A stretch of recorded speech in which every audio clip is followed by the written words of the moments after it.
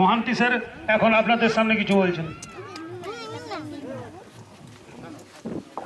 প্রথমত মাননীয় যে সমস্ত অতিথি আমাদের মধ্যে রয়েছেন তাদের সকলকে এবং আমাদের আইআইটি খড়গপুরের যতজন অধ্যাপক বা অধ্যাপিকা যারা আমাদের সঙ্গে এসেছেন তাদের সকলকে আমি শুভেচ্ছা জানাই। প্রথমত কতগুলো ছোটখাটো জিনিস যদি আপনারা একটু প্রথমেই চিন্তা করে নেন।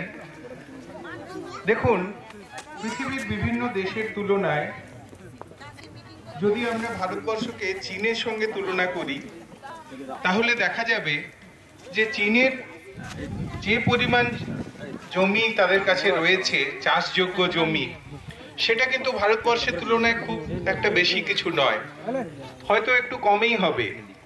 কিন্তু সেই জমির যে মোট ফলন চীনে তারা করতে পারছে সেটা কিন্তু ভারতবর্ষের দ্বিগুণেরও বেশি। এখানে আমাদের একটা চিন্তার বিষয় হলো যে তাহলে কি চীনের জমি আমাদের থেকে ভালো? দেখুন, একটা খুব সাধারণ কথা রয়েছে যে পৃথিবীতে দুটো জায়গা রয়েছে যেখানে জমি হচ্ছে সবচেয়ে ভালো। একটা হচ্ছে ভারতবর্ষ এবং অন্যটা হচ্ছে যেটাকে আমরা বাংলাতে বলতে পারি আমেরিকা যুক্তরাষ্ট্র। তো এই দুটো জায়গার মধ্যে যদি আমি আবার ভারতবর্ষ দেখি তাহলে ভারতবর্ষের মধ্যেও যেটা সবচেয়ে ভালো জমি সেগুলো কিন্তু যদি দেখতে যান তাহলে ঘুরে ফিরে পাবেন হচ্ছে আমাদের এই পশ্চিমবঙ্গ এবং আরো কিছু কিছু রাজ্য, হয়তো যেরকম অন্ধ্রপ্রদেশ বা ইত্যাদি ইত্যাদি। পশ্চিমবঙ্গের মধ্যে এবারে দেখুন যে কারা সবচেয়ে ভালো, তখন যে নামগুলো উঠে আসবে তার মধ্যে কিন্তু খুব প্রথম দিকেই পাবেন বর্ধমান, মেদিনীপুর। তো সেই জায়গায় বসে আপনারা কোথায় যেতে পারতেন এবং আপনারা কোথায় আছেন, এই দুটো যদি একটু আলোচনার মাধ্যমে চিন্তা করে দেখেন তাহলে দেখবেন যে আপনাদের কিন্তু অপরিসীম উন্নতি করা সম্ভব, অপরিসীম উন্নতি করা সম্ভব। আমি বলছি না যে আপনারা এখনই আমেরিকা যুক্তরাষ্ট্রের সঙ্গে তুলনীয় হতে পারবেন, কিন্তু আমরা কেন, যেখানে অসাধারণ উন্নতি সম্ভব সেখানে আমরা কেন সবার থেকে পিছিয়ে থাকব? এবং একটা কথা বলি যে আজকে যে কোনো বিষয়ে পশ্চিমবঙ্গে এ কথা বলতে আমার কোনো রকম দ্বিধা নেই। আজকে পশ্চিমবঙ্গ যদি দেখা যায় সমস্ত বিষয়ে পশ্চিমবঙ্গ কিন্তু ভারতের মধ্যে অগ্রণী রাজ্য ছিল যখন ভারত স্বাধীন হয়েছিল। কিন্তু আজকে যদি আমি দেখি পশ্চিমবঙ্গ বহু বিষয়ে পিছিয়ে পড়েছে। আজকে এটা পিছিয়ে পড়লো কেন? একটা সাধারণ আমি এক্সাম্পল নিচ্ছি, হোশিয়ারি শিল্প। হোশিয়ারি শিল্পে পশ্চিমবঙ্গ ছিল নাম্বার 1, কিন্তু আজকে এটা কোনো মতেই নাম্বার 1 নয়। তার প্রধান কারণ হচ্ছে যে আমরা যেভাবে হোশিয়ারি করতাম আজ থেকে 60-70 বছর আগে, আজকেও ঠিক সেইভাবেই করছি। আমরা নিজেদের মধ্যে কোনো পরিবর্তন আনতে পারিনি। পাট চাষে আমরা ছিলাম ভারতবর্ষ কেন অবিভক্ত ভারতের নাম্বার 1। আজকে বাংলাদেশ থেকে যদি আপনি প্লেন ফেয়ার দিয়ে পাট ভারতে নিয়ে আসেন খরচ কম পড়বে।